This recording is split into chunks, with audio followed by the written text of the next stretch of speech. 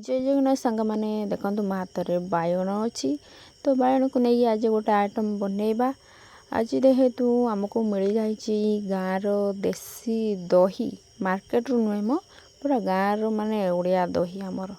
गाँव जो मैंने बनाती दही आम तो ना आम घर पाखर जनक माने जाने खावे देचनी दही बहुत बढ़िया था। आ दही आसी माने मु तो आगर निहाती पीबी चीनी टिके लुण टे पकई देकी आउे जस्ट टे पानी मिसा देकी पीबे देखिए गरम दिन माने बहुत भल लगे एमती घोल दही गरम दिन पीहती। आ मु भी मो बापा टे शिखी जाइए मो बापा एमतिका माने गाँव में दही न मिलले आमर घर जिते माने मो बाप घर कथा कहूँ जब न मिले तो बापा पैकेट दही नहीं आसती गोटे पैकेट आने आम 3-4 दिन हो जाए बापा झीर आउ से मुझे पीदेली आठी अल्प किसी नहीं बेसन टे लुण हल्दी पकईदेली आ बेसन देकी करवा बेसन टे गुड़ देती आउ बायण को आज भाजिकी फ्राए करके पकेबा एमतिया माने बेसन पकड़ा करके होता किंतु बायण जेहेतु अच्छी से बायण भाजिकी दही बनईदेवा माने कांजी आमर जोटा उड़िया कहती से बनैबा।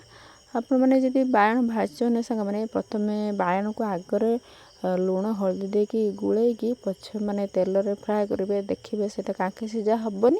आ जल्दी जल्दी सीझीज आदि आम डायरेक्ट कढ़ा तातीगला तेल पकईकी माने बायण छाड़ी लुण हल्दी पकईकी भाजुना से बहुत टाइम लगे बेसी टे तेल लगे तो आम भजा भुजी माने सरीगला।